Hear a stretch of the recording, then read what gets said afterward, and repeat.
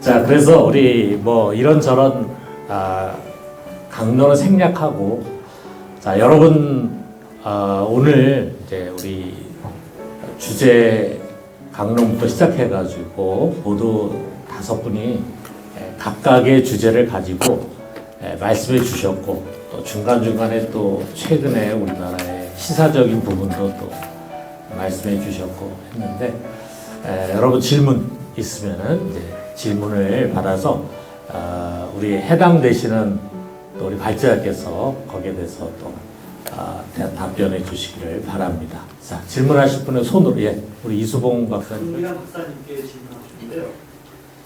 정체성이라는 표현에다가 관계적이라는 단어를 붙였잖아요. 사실 이게 핵심적인 개념인 것 같은데, 이게 붙었을 때와 안 붙었을 차이에 대해서 설명해 주시면 이해가 될 것 같고요. 제가 먼저 말씀드렸어요. 정체성이라고 할 때 자아 이해를 데카르트식 자아 이해, 즉각적인 나는 나 혼자 나를 규명하는 거죠. 거기서 나온 것이 바로 윤석열식 자아 이해인 것 같습니다. 자기가 누구인가를 자기가 규정하는 거예요.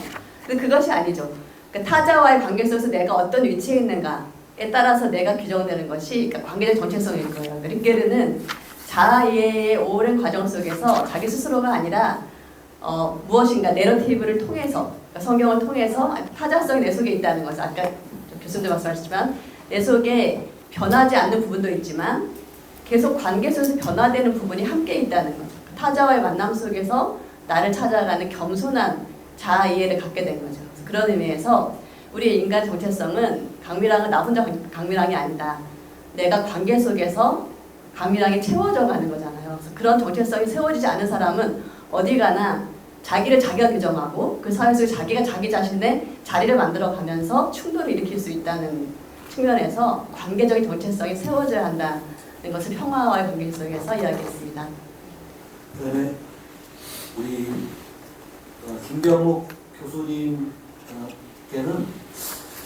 그 주객 이원 노무의 문제를 지적한 것에 대해서 평가력이 좋다고 생각하고 상당히 중요한 문제에 도전했다고 생각하는데, 그거에 대안으로 이론론이라는 표현보다는 이론론이라는 표현하고 전일적이라는 표현 둘 다 쓰신 것 같은데, 제가 보기엔 이론론은 너무 편협한 것 같고 포용성이 떨어지고 그리고 어쩌면 이론론보다는 융통성이 떨어진 것 같은데, 의도는 좋지만 오히려 전일적이라는 표현이 더 좋지 않겠나에 대해서 어떤 생각인지 듣고 싶습니다. 이수봉 박사님 굉장히 중요한 부분을 지적해 주셔서 감사의 말씀 먼저 드립니다. 제가 거기 동의하는 이유는 2가지입니다. 제가 자세한 내용보다는 지금 방금 강미랑 박사님 말씀하신 그 아이덴티티, 정체성, 관계적 정체성도 물론 중요합니다만, 우리가 보통 정체성을 얘기할 때 테베우스배 얘기를 많이 꺼냈죠, 철학적으로. 테베우스배의 정체성이 뭐냐, 다 분해해봐도 뭐가 테베우스배인가. 지금 제가 결국 얘기하고자 하는 것은 테베우스배를 만들어가는 방식 및 과정이 테베우스배를 있게 했고, 테베우스배가 지어져가는 그 방식 및 과정과 운영해가는 방식 및 과정, 핵심은 테베우스배가 배로서의 일을 해나가는 핵심 정체성이 거기 있다는 것. 그런 점에서 어떤 즉각적인 자기인식이라든가 타자와의 어떤 관계성 속에서 그 정체성이라는 것이 구성되기보다는 어떤 일을 해나가는 방식 및 과정을 통해서 정체성이 구현되어 나간다. 그런 점에서 상당히 전일적 어떤 그런 의미를 띠고 있다는 거고요.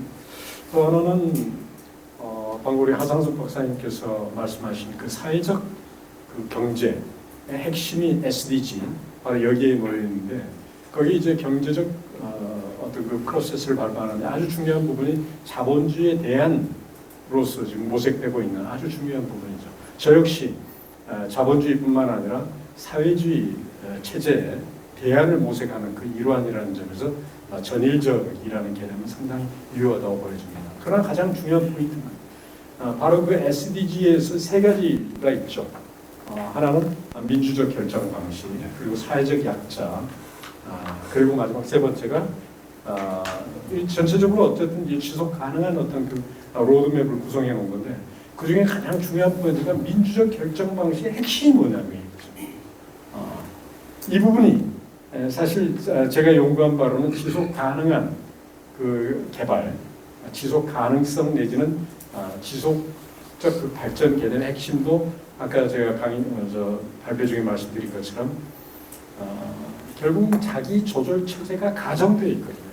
자기 조절 체제가 가능한 자들이 만나서 사회적 문제를 해나가는 민주적 해결 방식인데 지금 제가 제기하는 민주적 해결 방식은 그게 아니라는 거죠. 먼저 첫 번째로는 전체적으로 전민, 수논이 얘기한 전민 민주정치 방법이 첫 번째입니다. 그러니까 전민이라는 것은 단순히 당사자들 전체만 의미하는 게 아니라 오늘날 우리가 살아가는 아까 생명 공동체라는 말씀하셨는데 그 생명 공동체로서 당사자의 그 모두가 참여하는 민주적 방식. 이걸 수논은 이제 전민 정치라는 말을 썼거든요. 그런데 전민 정치만 가지고는 문제가 해결이 안 되죠.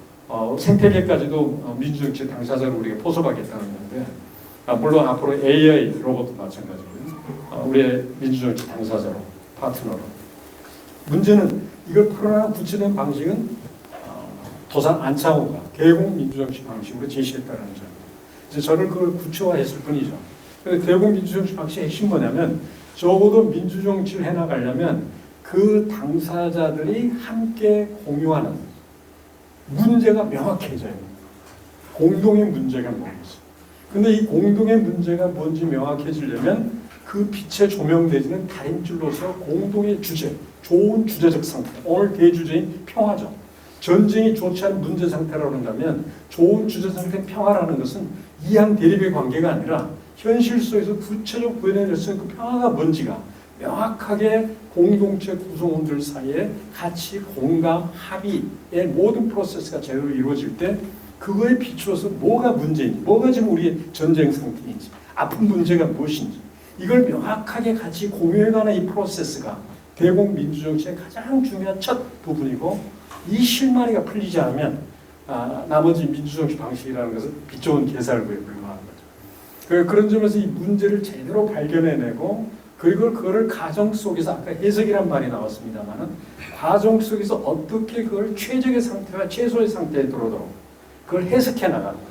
이 프로세스가 굉장히 민주적으로 중요한 부분이라는 거죠. 그러면서 거기에 따른 인적 물적 자원이 동원이 되어서 그 문제를 함께 해결하는 바로 이 3단계 프로세스가 민주정치 방식의 핵심이고 그런 점에서 SDG에서 제대로 해명해내지 못한 지속 가능한 발전론 개발론에서 해명하지 못한 대공민주정치 방식의 핵심은 바로 이 민주적 해결 방식을 통해서 사회적 약자라든가 생태계까지도 민주 구성원으로 포함된 원래 이 시대의 일자리 실업 문제, 생태계 재해 문제를 우리가 구체적으로 해결해 나갈 수 있는 로드맵이 그 안에 키로 담겨져 있을 수 있다는 핵심이고요. 나아가서 오늘날 화폐 금융이 모든 것을 지배해버리는 이것을 우리가 타격해 나가는 비결이며 AI 로봇이 인간의 일자리를 다 갈아치우는 거 아닌가라는 이런 두려움 속에서 우리가 구체적으로 해결해 나갈 수 있는 방식은 바로 민주적 방식이고 핵심은 대공민주적 방식이다. 이렇게 말씀드린다면 방금 이수홍 박사님 말씀하신 전일적 방식이라는 것은 아주 적절한 가장 중요한 표현이 아닌가 이렇게 생각됩니다. 감사합니다. 마지막으로 우리 사회적 경제라는 표현이 이 사회적이라는 것이 상당히 융통성이라는 그리고 정밀이 뛰어난 그리고 따뜻한 그 표현들인데 보통 이런 것이 내가 의도하기 좋지만 사실 이걸 받아들인 사람들도 모르지 않으면 이게 의도가 반영되지 않거든요. 북한 같은 사회에서 이것을 받아들일 준비가 돼 있나? 그리고 그 북한 같은 사회에서는 예를 들면 이제 버리버스라는 게 요새 있었댔는데 이게 이동 수단으로 기차가 주요 이동 수단인데 기차가 정시성이 없고 잘 운영되지 않으니까 버리버스라는 사설버스가 기관에 등록해서 일이 진행되는데 그러니까 이게 북한이라는 사회가 갖고 있는 속성인데 사회적 경제를 적용했을 경우에 북한 정부가 이것을 잡을 가능성도 있지 않냐 이거에서 어떻게 느끼는지 질문하고 싶습니다. 말씀하신 이제 아직 문제가 이제 북한에도 이제 그 역사가 있거든요. 북한에도 협동조합의 역사가 있기 때문에 그것과 비슷한 그 개념이다라고 하면서 설득을 하고 북한 관리들과의 신뢰를 쌓으면 어느 정도는 가능하다 받아들일 수 있다 이렇게 보고요. 그다음에 이게 이제 사회적 경제를 했을 때는 이제 허죽이라든지 일방적 지원이라든지 이런 문제가 해결될 수 있기 때문에 정권과 상관없이 지원이 가능하다. 그래서 이런 것들에 대해서 충분히 우리가 설명을 한다면 사회적 경제 방식이 굉장히 좋은 방식의 남북 교류 협력의 어떤 하나의 패턴이 될 수 있지 않을까 이렇게 생각합니다. 네, 감사합니다. 자, 안인석 교수님. 윤상순 교수님께 한번 질문을 먼저 드려보고요. 그 다음에 끝에 가면 주동 교수님 잠깐 살짝 여쭤보겠습니다. 이제 발제를 잘 보긴 했는데 딜레마가 뭐냐 하면 우리나라에서는 반공이 이제 하나의 그 무기, 도구로 사용되어 왔고요. 마찬가지로 인권도 하나의 그 자신의 정치 집단의 이익을 위한 도구로 사용된 측면이 많다고 생각이 되거든요. 그러니까 북한의 인권을 어느 누구도 반대할 사람이 없고 인권 증진을 가슴 아프게 생각을 하는데 왜 그 문제에 선뜻 동의가 안 되냐 하면 북한 인권을 주장하는 그런 분들 가운데 다수가 대부분 이제 극우하고 연결되거나 아니면 정치적인 어느 지향성을 딱 갖고 한 정당과 결합이 되어 있거든요. 이 문제를 우리가 어떻게 넘어갈 수 있는지, 진정한 인권 증진을 위한 방법이 뭔지 그거 하나 하고요. 또 하나는 이제 아까 결론 부분 이렇게 하셨어요. 자유민주주의와 사회주의라고 서로 다른 이념을 기반으로 이제 있다 이렇게 하셨는데 뭐 사실 아시아의 싱가포르만 하더라도 싱가포르를 잘 사는 북한이라고 표현하더라고요. 싱가포르는 자유민주주의가 아닙니다. 근데 잘 살고 있거든요. 그리고 유럽 같은 경우 독일이나 네덜란드, 덴마크나 북유럽 이런 지역을 거기서는 자유민주주의라고 부르진 않아요. 그런데 아무도 거기를 아주 나쁜 사회주의 좌파라고 부르지도 않거든요. 그렇다면 이 구도가, 이 프레임이 과연 정당한 것인가? 그러니까 자유민주주의 그렇게 말한다면 우리나라는요, 소위 말 우리나라의 여당과 야당 다 우파들입니다. 논리가 그래요. 진정한 좌파는 덴마크, 스웨덴, 네덜란드 뭐 이런 독일의 기민당 같은 측이죠. 그리고 싱가포르 같은 측이고요. 그러니까 이 구도를 가지고 인권 문제를 접근하게 되면 결국 또 다른 그 하나의 그 편향되거나 혹은 온전하지 못한 그 프레임을 형성하지 않을까 그런 좀 우려가 있는데 이 부분은 어떻게 보시는지 전문가로서 한번 의견 제시를 듣고 싶고요. 예, 그 아주 좋은 질문을 해주셔서 감사합니다. 그 제가 연구하다가 한 가지 좀 이게 인상 깊었던 게 뭐냐 그러면 윤석열 대통령이 그런 이야기를 해요. 그 왜 북한 인권 실상을 알려야 되느냐? 이거는 안보와 관련이 있다는 겁니다. 왜 안보 관련이냐 그러면 북한 인권이 나쁘다라는 것을 알려놔야 나중에 남북 갈등이 고조되었을 때 우리 국민들이 기꺼이 총을 들고 나설 수 있다는 거예요. 왜냐하면 저 북한 인권은 워낙 나쁜 놈들이니까 나쁜 놈들 그것도 국제사회 널리 알려놔야 남북 갈등 고조되었을 때 북한 나쁜 놈들 한국 편 들어야지 이렇게 해야 된다고 이야기하면서 실상을 널리 알려라 그러면서 통일부에서 북한 인권 보고서를 발행하기 시작을 합니다. 그래서 윤석열 정부 특히 윤석열 대통령이 가지고 있는 그 북한 인권관이라는 것은 도구론적 인권관이다. 그건 명확하고 사실 그런 이야기를 안 하는데 참 특이하다. 대통령으로서 뭐 속으로 그렇다라는 말을 안 하지 않습니까? 대놓고 이야기하거든요. 특이하시다. 그런 느낌이 들었었습니다. 근데 저렇게 생각합니다. 그 인권 증진 이제 보통 자유권, 사회권으로 좀 나누긴 하는데요. 그 좀 이렇게 네 단계로 좀 보면 괜찮을 것 같아요. 뭐냐면 그 사회권 중에서도 낮은 단계 사회권은 기본적인 의식주를 해결해주는 사회권이 있습니다. 다음 두 번째 높은 단계는 뭐 개발 협력 같이 해가지고 잘 사는 사회를 만드는 게 있고요. 그다음 자유권도 낮은 단계는 종교적 자유처럼 비정치적인 자유를 보장해 주는 것, 높은 단계 자유권은 정치적 자유까지 보장해 주는 것. 이렇게 좀 나눈다면 우리가 좀 북한 인권에 접근할 때 처음부터 이제 막 그 정치적 자유를 보장하라, 뭐 다당제를 실현하라 이렇게 높은 단계 자유권에 접근하기보다는 낮은 단계 사회권, 즉 북한 주민들의 의식주를 해결해 주는 걸 접근을 해서 개발 협력으로 가고 낮은 단계 자유권에서 높은 단계 자유권으로 좀 이렇게 단계적으로 이제 북한 인권을 실현하기 위해서 접근해 보는 방법. 그러면 좀 정치적인 충돌도 피하고 이데올로기적인 갈등도 좀 피할 수 있지 않을까. 그런 아이디어를 결론에 쓰려고 좀 준비하고 있습니다. 네, 이상입니다. 조동훈 교수님께는 제가 다른 뭐 질문보다는 아까 그런 말씀을 하셨거든요. 끝부분에 가서 그 전쟁이 정당하려면 그 결론 부분 그런 말씀하셨거든요.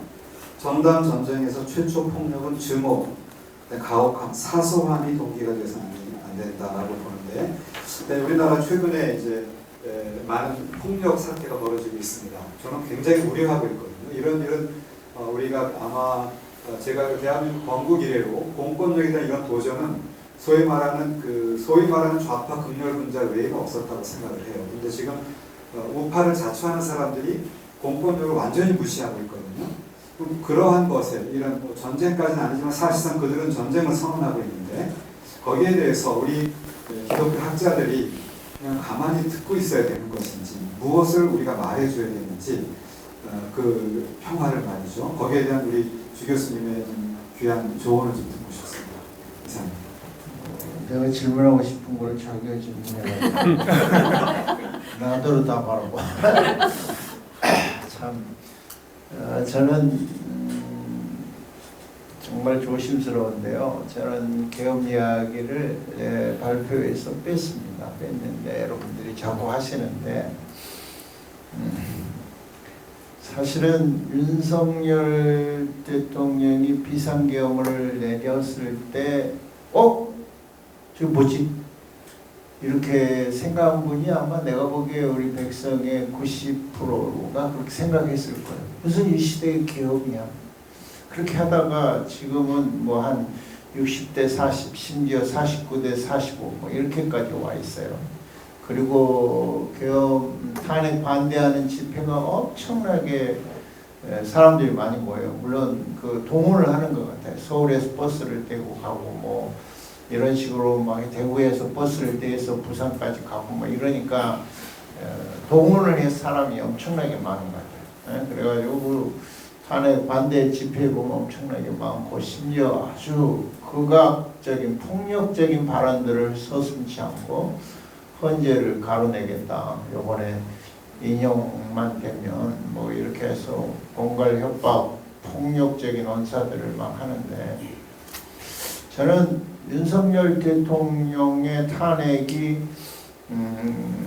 헌재에서 기각이 되어도 하나님 뜻이라고 받을 거예요.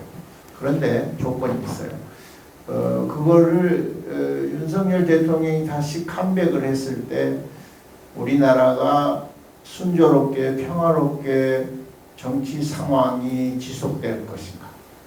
아니면 자기에게 불리하게 말했던 사람들을 다 처벌하고 쫓아내고 이런 일이 벌어지지 않을까 생각을 하면 후자가 될 것 같아요. 그러니까 온 상태 평화의 상태로 되지 않는다는 거죠.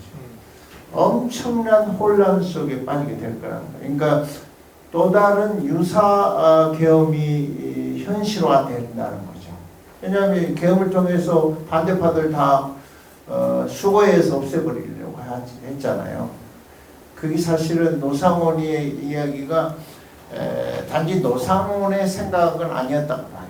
이제 더 이상 말을 하지 않겠는데 그렇다면 과연 탄핵이 기각이 되면 되는가? 난 기각이 됐을 때 그 혼란이 무시무시할 것 같아요. 불안해요. 그런데 인용이 됐을 때는 어떻게 되느냐? 그러니까 헌법재판소의 법적인 판결을 떠나서 지금 생각됐을 때의 대선 그 상태로 돌입하면서 순간적인 혼란이 있을 것 같아요.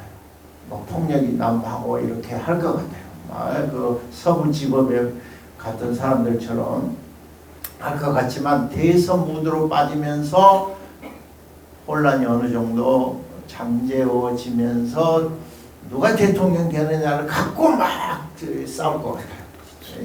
선거 처리되면서. 그렇다면 다른 관점에서 보면 자연스러운 관점이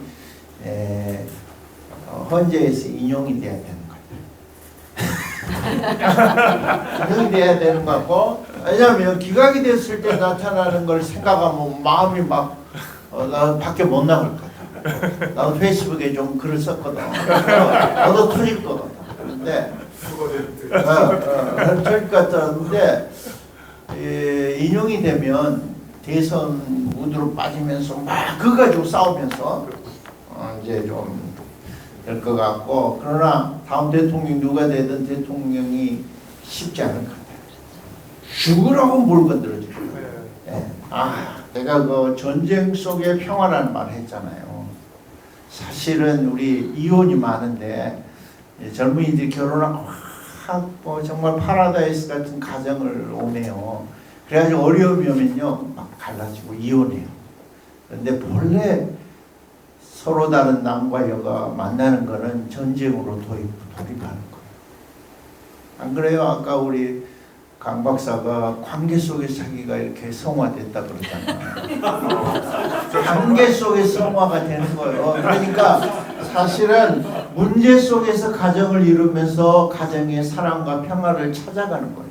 근데 이걸 거꾸로 생각하기 때문에 사람들이 좌절하고 깨어지고 그러는 거예요. 내가 지금 이 전쟁 속에 들어간다. 그리고 그거를 만들면서 가정을 만들어가는 거예요. 사랑을 만들어가는 거예요. 근데 거꾸로 생각한다는 거예요. 그러니까 교회도 마치 목회도 그래요. 목회도 자기가 설교자라고 신대하고 멋있게 목회할 것 같잖아요. 전쟁 속에 들어가는 거예요. 거기서 인내와 사랑과 온유와 겸손을 배우면서 목회를 쭉 해나가는 거예요. 그 다음 퍼주기에 대한 이야기 있잖아요. 나는 왜 퍼주기를 부끄러워하지? 아가페, 기독교 사랑 아가페인데, 퍼주기인데 예수를 통한 우리의 정말 막 내어주셨는데 왜 그걸 부끄러워하는지. 그러니까 이것이 이제 아까 하 교수와 하 박사가 말했지만 기독교적인 관점을 가지고라도 이론 정립을 퍼주기의 원리, 우리가 6.25 이후에 북한, 미국 등등에서 사랑을 엄청난 퍼주기 받았잖아요. 한국 교회사를 보면 선교사들로부터 연세대학교, 하교수, 연세대학교, 세브란스 병원들을 보면요 한 사람이 막 퍼줬어요. 그래가지고 우리나라가 사실은 근대화에 돌입하게 되는 거, 퍼주기 때문에. 그런데 그걸 왜 부끄러워하는지 모르고. 왜 그러냐면 마음이 막지를 못하니까 호수가 맑아서 마음 막지를 못하고 이상한 거 가지고 막 생각해가지고 그런 퍼주기 하지 말고 돈 내놔라, 원금 내놔라 막 이렇게 가는 것 같아요. 그런데 그것도 좋고 그 다음에 퍼주기도 아름다운 거예요. 그 퍼주기에 대한 근거를 잘 세우면 내가 보기에 기독교 통일학회가 내가 이렇게 일을 하다 보니까는요 그 주장과 원리가 선명하지 못할 때 흔들리더라고요. 확실하면요 사람을 설득할 수 있어요. 확실하고 분명하고 선명하고 맑으면 그 사람들이 굴복해. 근데 그걸 못하니까 이권 갖고 막 싸우는 거예요. 그러니까 그걸 못하니까 탄핵에 대해서 막 헷갈려가지고 이제는 50대 50이 되거든요. 복잡하잖아요. 막 거기 이권 들어가고 정권 들어가고 돈이 들어가고 막 변호사 사기꾼 비싼 사람들이 들어가고 막 이래가지고 내가 변호사 절대로 우리 집안에는 변호사 안 만들 거야. 자, 이제 시간이 많이 지나갔는데 한 분만 더 받도록 할게요. 우리 신 교수님. 상당히 이제 고민스러웠던 건 뭐냐면 특히 이제 좌우가 현 정부에 관련된 이런 탄핵 심판과 관련돼서 서부지법과 관련된 이런 폭동 사태까지 날 때 어떤 느낌을 받았냐면 그 1945년에 전쟁, 그러니까 해방이 된 이후에 한국전쟁 당시에 진보와 보수가 서로 이념이 다르다라고 해서 죽였던 사건들, 빠치산이나 여수 순천 사건, 제주도 4.3 사건이 생겨나면서 혹시 내가 다른 이야기를 해서 내가 죽는 게 아니야, 내 가까운 사람이 죽는 게 아니야, 이런 이제 위험을 느꼈을 때 저는 이제 전쟁과 평화라고 하는 이야기를 할 때 이런 성경의 개념에 비추어서 이런 위협감을 느끼고 있는 이런 일반 성도들, 시민들에게 과연 우리 목회자들은, 신학자들은 어떤 말을 해줘야 되는가라고 하는 것을 물어보고 싶었는데 어느 정도 이제 답이 됐고요. 그래도 좀 이야기 듣고 싶어요. 어떻게 대화를 해야 평화인데 대화를 못한다. 나는 듣기만 한다. 안에 기각되는 사람들 확 목소리 내잖아요. 제가 최근에 김명 박사장 그 추도식에 가가지고 내 앞에 딱 탄핵 인용을 아니 기각을 바라는 교수가 딱 있어요. 뻔하거든. 의사 한쪽은 막 인용돼야 된다 막 그러니까 둘이 싸움 붙기 직전이야. 그래서 내가 저는요 인용돼도 좋아요, 기각돼도 좋아요 이렇게 하면서 아까 그 이야기를 했어요. 각 가정을 두 개를 놓고 이야기를 하니 이 사람 등이 팍팍팍 돌아가더라고. 그리고 나한테는 반박을 안 하더라고. 그러니까 어떤 결과가 올 것인가를 생각하면서 그렇게 이야기하니까 이 사람은 많은 생각을 하는 것 같아요. 그러니까 그런 식으로 탄핵과 기각을 놓고 가정했을 때 어떤 것이 하나 우리의 평화에 더 좋을 건가 한번 싹 꺼내놓고 자기는 쏙 빠지면 지혜롭지 않겠는가. 싸우지 말고 또 잘못하면 얻어터지니까.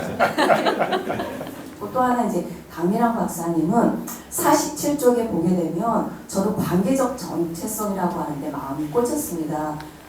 결국 하나님의 평화를 만들어가는 것은 관계적 정체성이 있어야 된다 하면서 그럼 이것을 어떻게 만들어가야 하냐라고 관련돼서 표를 보여주시면서 우선 성경을 해석하는 데 있어서 현재의 문제적인 상황을 성경에 비춰서 해석을 해야 된다 하면서 그 도표에 나오는 것 중에 하나는 현재 탄핵 심판이 인용되냐 아니냐라고 하는 것, 그리고 이것은 폭력적이고 이제 불통적인 이런 현 대통령이 있다라고 하면서 이제 이 성경에 비춰서 해석하자라고 나오고 있는데 실제 현장에서는 우리 교회 안에서는 나는 내가 생각지도 못했던 우리 부모님이나 내 아는 분이 인용되면 안 된다 그런 분이 실제 많은 거예요. 그럼 교회 안에서는 이 탄핵 심판의 문제를 가지고도 자기 의견을 말하고 싶어도 말하지 못하는 사람, 그리고 인용을 반대하는 사람이 특히 교회에 있는데 인용이라고 하는 것을 전제로 이렇게 성경적으로 해석이 된다라고 했을 때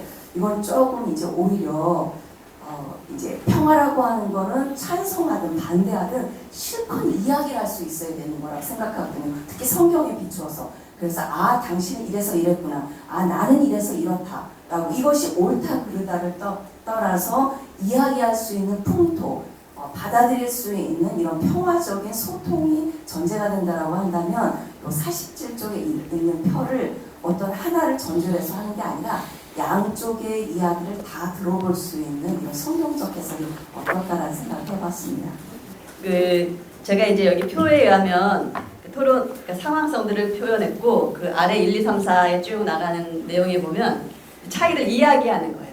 그룹 공동체, 해석하는 공동체 소그룹 모임에서 서로가 발견한 차이들을 이야기하도록 하는 거죠. 다른 이야기들을 할 거예요.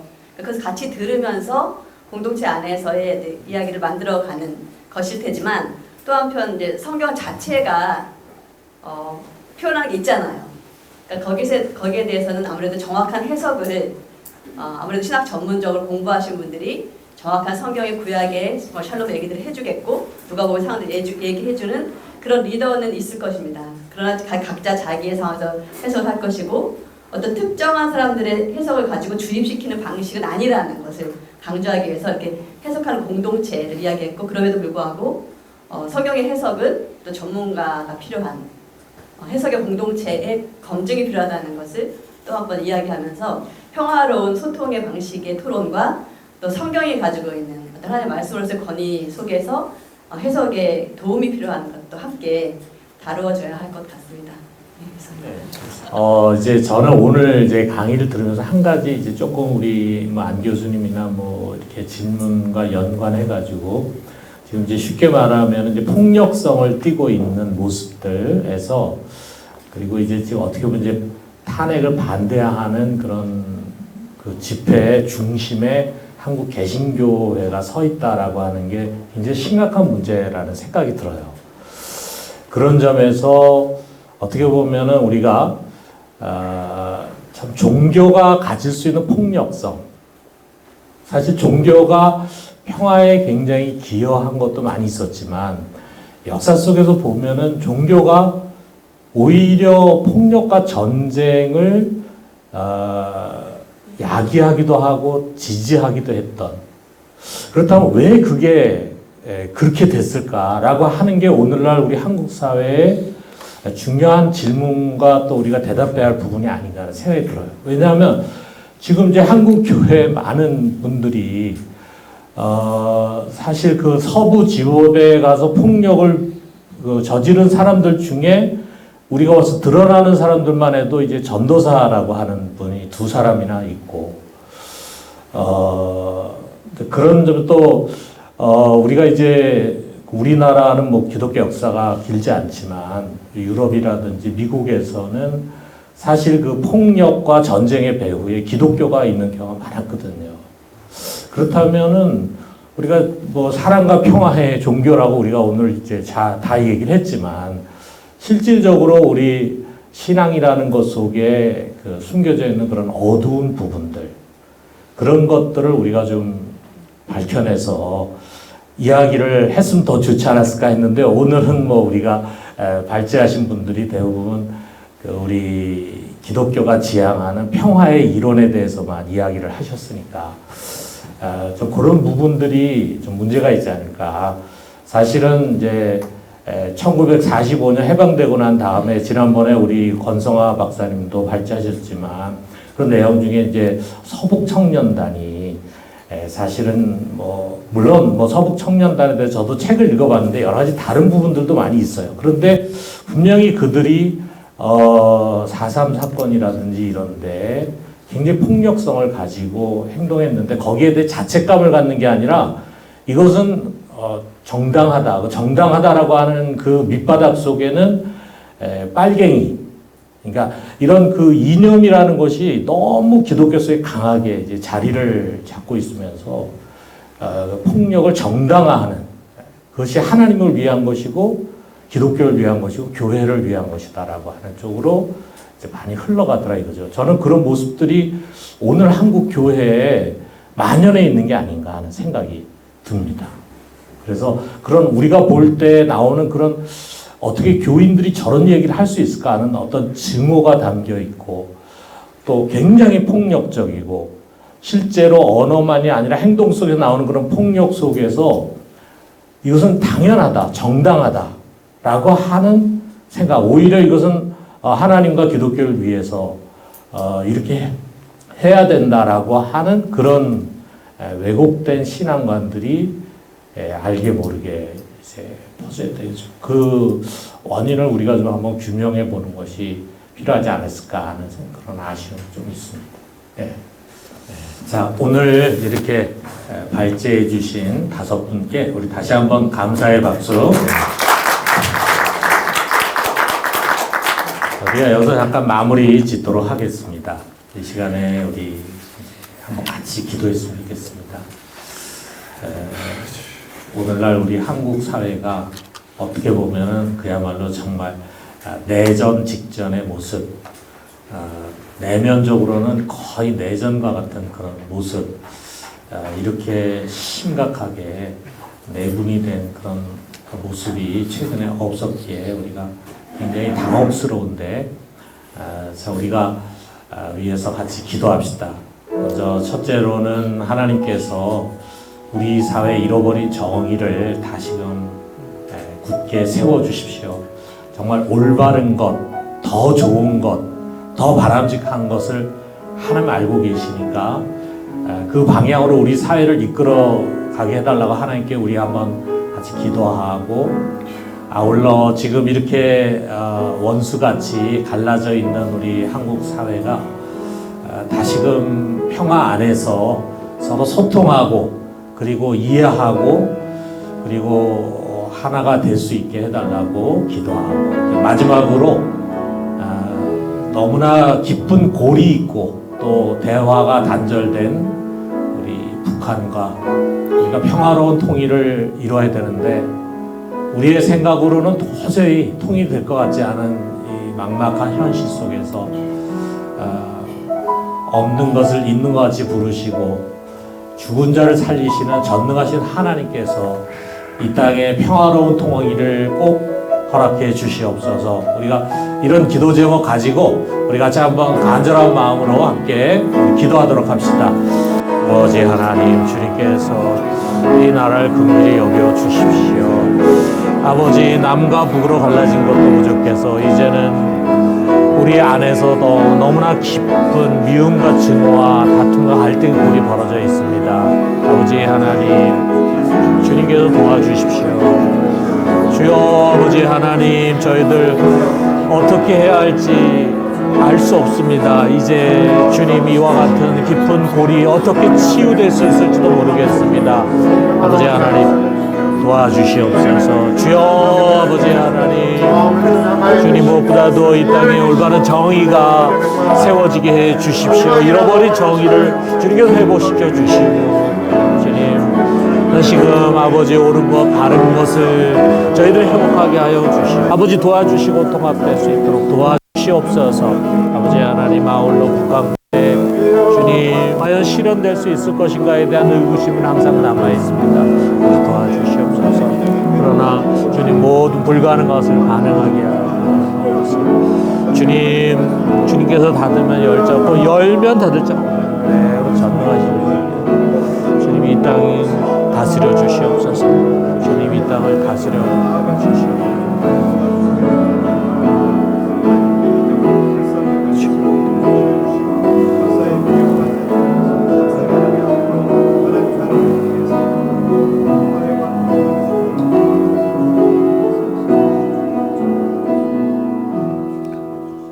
자비한총의 하나님 아버지, 참 이 땅이 병들어가고 있습니다.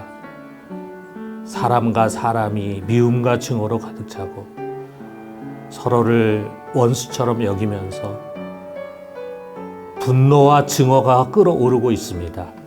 주여 이 땅에 사랑과 평화가 임하게 하실 분은 주님밖에 없는 것을 저희는 믿습니다. 아버지 하나님, 이 땅에 다시금 하나님이 기뻐하시는 정의가 세워지게 하여 주시옵고, 아버지 갈기갈기 찢기고 나뉘어지고 상처 입은 심령들이 치유함을 얻을 수 있도록 도와주시옵소서. 그리하여 먼저 우리 대한민국의 진정한 평화가 임하게 하여 주시옵소서. 아버지 하나님, 저희는 통일에 대해서 세미나를 열고 여러 가지 이론들을 이야기하지만 마음 한구석에는 과연 이 통일이 이루어질까라고 하는 의구심으로 가득 차 있습니다. 열면 닫을 자 없고 닫으면 열 자 없는 전능하신 주님, 평화 통일의 문을 열어주시옵소서. 저희들은 어떻게 해야 할지 잘 모르지만 역사의 주권자 되신 주님께서 주여 이 갈라진 남과 북, 지난 5,000년간 한 민족으로 살아왔던 우리들이 다시 하나가 될 수 있는 길을 허락하여 주시옵소서. 이것을 위해서 저희들이 앞으로도 수고하며 헌신할 수 있도록 은혜 내려 주시옵고, 이제 20년을 맞이하는 우리 기독교 통일학회가 우리 사회와 또 한반도에 큰 도전과 선한 영향력을 끼칠 수 있도록 은혜 내려 주시옵소서. 예수 그리스도의 이름으로 기도드립니다. 아멘.